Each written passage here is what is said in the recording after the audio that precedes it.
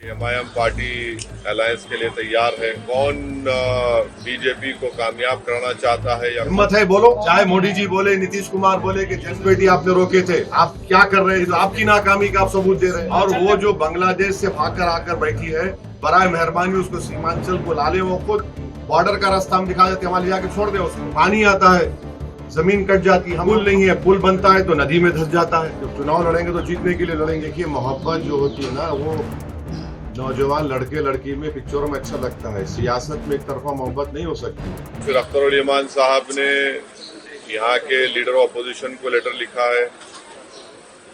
Media के जरिए हमने इस बात को कहा है कि एमआईएम पार्टी अलायंस के लिए तैयार है। और फिर अख्तर उल ईमान साहब ने अपने आखिरी खत में ये भी कहा है कि हमको अब 6 सीट दे दीजिए। अब ये उनको फैसला करना है। ये नहीं करेंगे तो बिहार की जनता ये देख लेगी कि कौन बीजेपी को कामयाब कराना चाहता है या कौन बीजेपी को रोकना चाहता है। तो अब ये फैसला बिहार की आवाम पर है। हम तो अपनी जिम्मेदारी को निभा चुके हैं।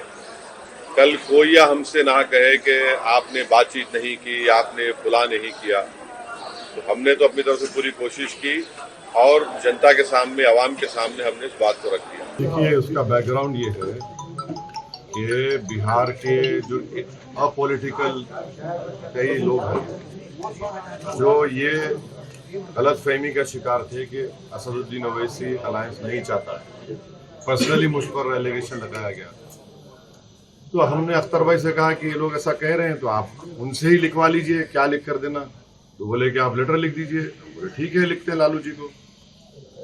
फिर उसके बाद लेटर लिख दिए। फिर बाद में उनके फर्जन ने कहा कि हमको नहीं मिला।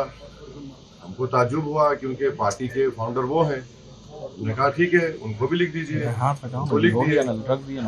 तो ये तो मैसेज जा चुका है कि जो हम पे इल्जाम लगाते थे कि हम अलायंस नहीं चाहते या बातचीत नहीं करते, तो हमने कर दिया है।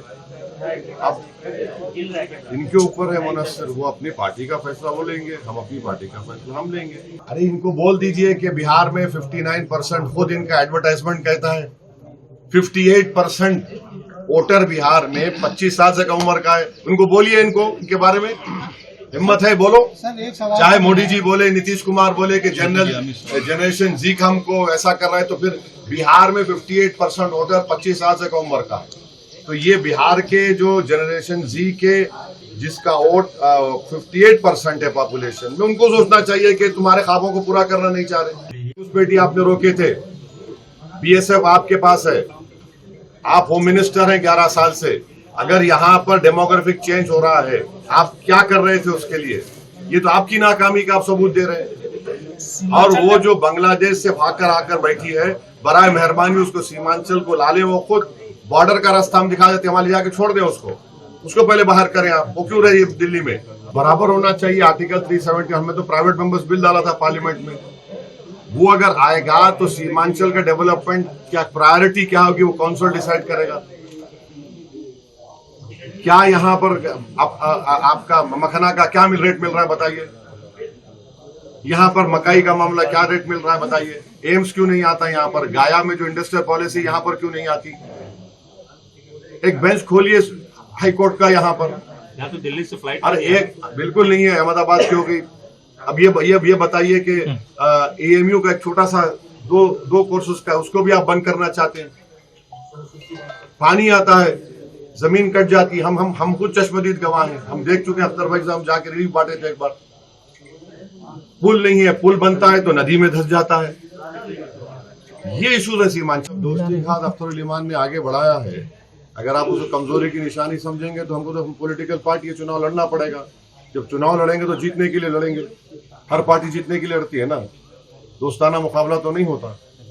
तो मुकाबला होगा, जमहूरियत है, तो हम तो जीतने के लिए मुकाबला करेंगे। क्या कारण लग रहा है आपके मोहब्बत को कबूल नहीं कर रहे तेजस्वी वाला? भाई देखिए, मोहब्बत जो होती है ना, वो नौजवान लड़के लड़की में पिक्चरों में अच्छा लगता है। सियासत में एक तरफा मोहब्बत नहीं हो सकती है। आपको किसी ने बातचीत की क्या घर वापसी के लिए? नहीं, आपसे बातचीत की तो बता दीजिए। हमारे राजनीति में ऐसा होता है सर, कभी यहाँ चले जाते हैं, कभी वहाँ चले जाते हैं। अगर आपको बताया गया कि घर वापसी करना चाह रहे हैं, तौबा करना चाह रहे हैं, तो बता दीजिए। अख्तर भाई सोच लेंगे। जनाब सचिन पायलट साहब ने बात कही है तो हम उनका शुक्रिया अदा करते हैं, मगर वो कितना इन्फ्लुएंशियल है, कितना कर सकेंगे नहीं मालूम। मगर आप तमाम की इत्तला के लिए, जब वाइस प्रेसिडेंट ऑफ इंडिया का इलेक्शन हो रहा था, मेरा तो एक ही वोट था, किसको वोट दिया हमने जाकर जस्टिस सुदर्शन रेड्डी साहब को वोट दिया।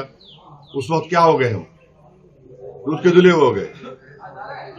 प्रधानमंत्री आए, यहाँ पर घुसपैठी का जिक्र कर दिए, यहाँ पर ज्यादा आबादी बढ़ रही है। हम प्रधानमंत्री से एक रिक्वेस्ट करेंगे बड़े ही ह्यूमिलिटी के साथ कि जो आपकी मुंह बोली बहन बांग्लादेश से दिल्ली में आकर बैठी हुई है, उसको सीमांचल लाइए। हम प्रधानमंत्री को बताते हैं कहाँ जाता रास्ता बांग्लादेश का, वहां जाकर छोड़ दीजिए। और प्रधानमंत्री जो है, आप जाकर देखिए बॉर्डर का इलाका जो है, आप वहां पर खड़े रहकर देखिए, बांग्लादेश का दिखता इलाका जहां पर चीन एयर स्ट्रिप बना रहा है, उसकी बात ही नहीं करते प्रधानमंत्री। पड़ोस नेपाल में पूरा तख्ता पलट दिया गया, उसकी बात ही नहीं करते। कैसे हो गया? हमारे पड़ोस में 2 रिवॉल्यूशंस आ गए, हमको पता ही नहीं है। मगर प्रधानमंत्री को लगता है कि यहां पर सीमांचल में घुसपैठी आ रहे हैं। 65 लाख नाम इलेक्शन कमीशन में जो भी रीजन था निकाल दिए, कौन सा घुसपैठी निकला उस बताओ। तो ये सीमांचल की जनता को बदनाम करने की एक साजिश है, हम इसका कंडेम करते हैं। और सीमांचल की जनता ये जो तोहमत लगाई जा रही है, उसका जवाब इस चुनाव में देगी बीजेपी। पहले सीमांचल कोई बोलता नहीं था, हम ही तो बोले तो उनकी जबान में आ गया पूरा बात। ये पहले तो बोलता नहीं था सीमांचल, और पार्लियामेंट के अंदर पार्लियामेंट के बाहर हम ही तो बोल रहे हैं सीमांचल के बारे में। ये लोग कहाँ बोलते हैं? इनको सिर्फ चुनाव के जमाने में सीमांचल बोलते हैं। हम तो नहीं गए, हम तो बार बार इसको कहें। जब लिस्ट जारी होगी तो आपको पता चल जाएगा।